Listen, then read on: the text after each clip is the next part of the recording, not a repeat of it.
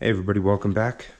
Today I'm going to be doing an oil change on the 2020 Toyota Highlander. This is going to be the 4-cylinder hybrid model. As you can see, the engine looks pretty basic. It's going to be easy, and I'm going to show you how to do it today. You're going to need your motor oil. We're using 0.16 weight, and you're going to need an oil filter.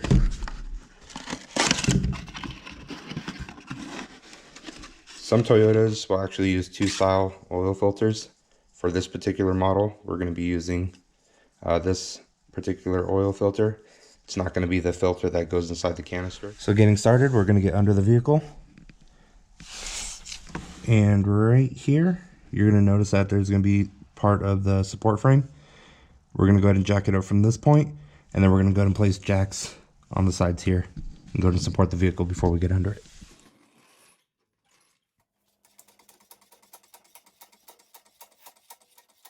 So with these newer vehicles, you actually need this little tool that kind of goes around the pinch part of the metal here.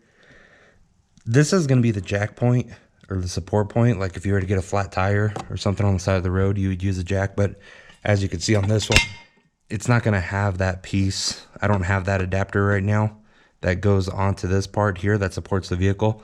So what I like to do in this case is just place the jack right on that piece of metal there, and then we're going to slowly lower the vehicle until it's supported here. But what I'm going to also do is keep the main jack, that is going to be holding all the way to the vehicle. These are just going to be here just in case if that fails, I won't die. So that's what these are going to be here for.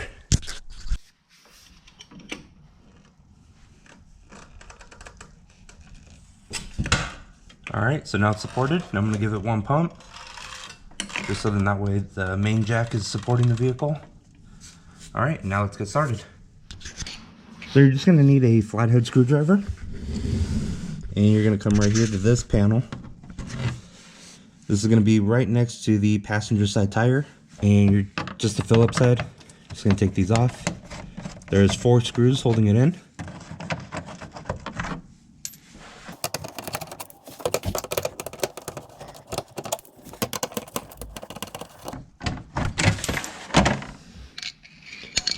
Make sure you don't lose the screws. We're gonna place this to the side. All right, now you're gonna have access to the oil pan drain, and right here is gonna be your oil filter. So as you can see, it's just a regular style oil filter. So we're just gonna get our oil filter removal tool, and we're gonna unscrew that, and then we're gonna take off the drain bolt. Now there's a couple different style of oil filter wrenches that you can use. Like there's this one here. This one is a little bit too small for it. As you can see, it doesn't grab onto it, so I'm not going to be using this one today. You can use these. This is okay to get the filters off of, but as you can see with the teeth here, they do cause damage, so I don't use this to tighten on the new one, just to give it that last little snug. What I recommend using is grabbing one of these. This is a 2-stage. This is for the smaller filter here. It's got the teeth, and then if you have the little bit wider one. So this one actually does 2 oil filters in one. Just goes right on there, and you just use your wrench and put your wrench on there. You can use it to remove it, and then you can also use it to tighten it, and it won't cause damage as long as you use it properly. All right, first thing we're going to do is we're going to go ahead and drain the oil, which is going to be right here. And this is going to be a 14 millimeter. Make sure you have your drain pan ready right below it. Nice and easy.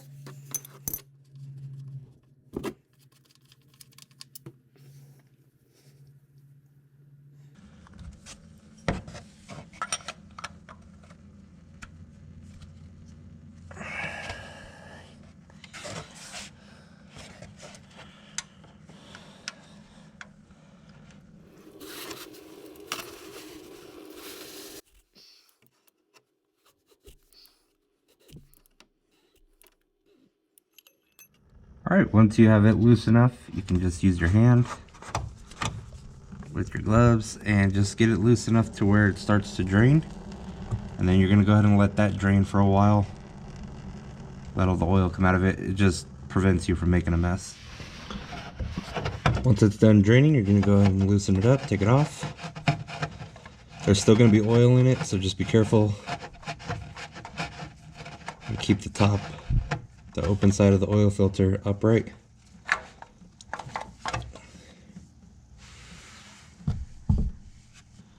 And then more is going to drain out. I recommend with every oil change that you change out the crush washer, which is going to be right here. You could pick that up at your local dealership, the Toyota dealership. Once you put the new one on, you're going to go ahead and clean it, make sure there's no dirt on the threads, and we're going to go ahead and insert it here.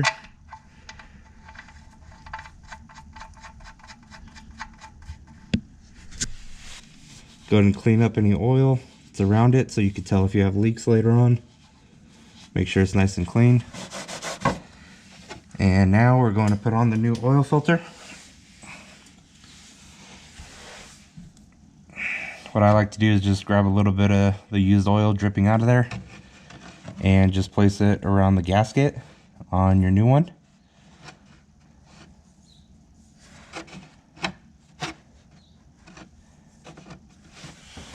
And before we screw it on, just get a clean rag or a clean piece of napkin.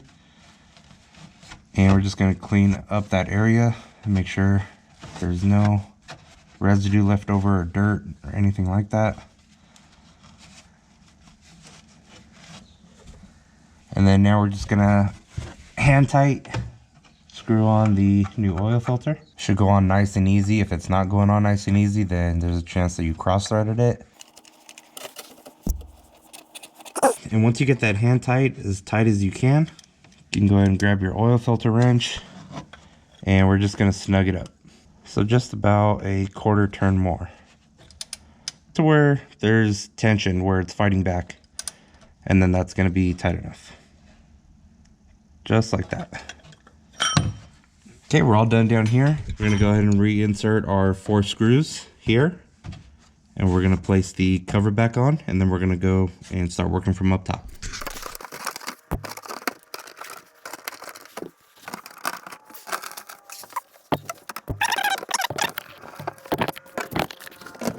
Alright, so now that we're all done down under the vehicle, we can go ahead and remove the jacks. I'm going to lift it up a little bit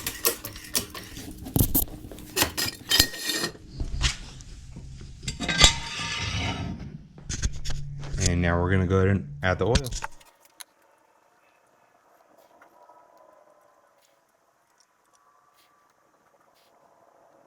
And you want to stop just before the end, because remember it takes 4.8 quarts.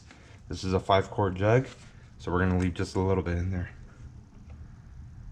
It's always easier to add than it is to remove the oil. Alright, so we have a good level on there. This is just a little pre-check. I'm going to go ahead and start the vehicle now. And we're going to let it run and get up to operating temperature. And that'll give the oil a chance to flow into the filter. And then that'll give us a more accurate reading of where the oil level is. Okay, once we're done with the filling the oil, we're going to come around inside.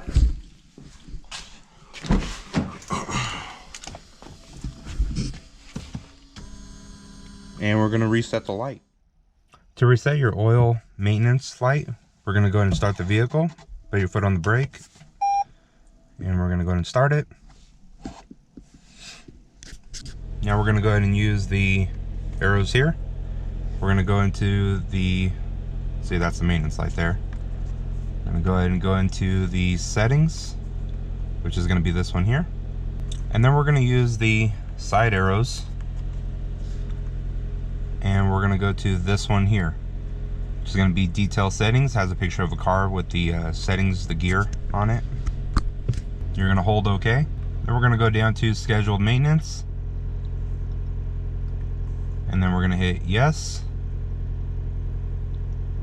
And then it says reset complete. And once it says that the reset is complete, you're all done. You can go ahead and just shut off the vehicle. One more thing I did want to show you. Something that it doesn't talk about in the user manual is you can come over here to the screen. Give it a second to load up. We're going to go ahead and go to info. I'm going to go to vehicle alert history. and then it's going to have another one here that says maintenance required. This is not required, this is just something I wanted to show you guys. And you're just going to go to delete history. It's going to ask you if you're sure. You hit yes, and there you go. And then that 100% clears it out of the system there, and then you're all done. Another thing I wanted to show you guys, which I thought was kind of cool for the do-it-yourselfer, is with your user manual, Toyota also gives you a warranty and maintenance guide. And in the back, on page 38, you can actually keep track of your maintenance. So it has all the things that you should do at the 5,000 mile, 10,000 mile interval, 15,000 mile, and so on and so on. And it gives you all the little things that you should do here. And this is cool for the do-it-yourselfer because you could just come here and you could check off everything that you did and kind of just keep it in the car. And it's something cool, you know, when you turn around and you sell the vehicle and it has 100,000 miles on it, you can come back and you can have all the record of everything that you did. And right here at the date, the mileage, and then add my little signature. But so I thought that was kind of cool, and something that they also didn't tell us about in it, so I wanted to show you guys that. If you guys want to see anything else on this Highlander, go ahead and let me know, and I'll get with the owner and see if they want some free maintenance, so that way I can do a video and show you guys if you want to see the air filter or the cabin air filter. Easy things that people can save a lot of money from not going to the dealership. So yeah, just shoot a comment down and give me a subscribe and a thumbs up, and I appreciate it, guys. I really like all the support that I'm getting on this channel, and I can't thank you guys enough. So thank you again, and have a good one.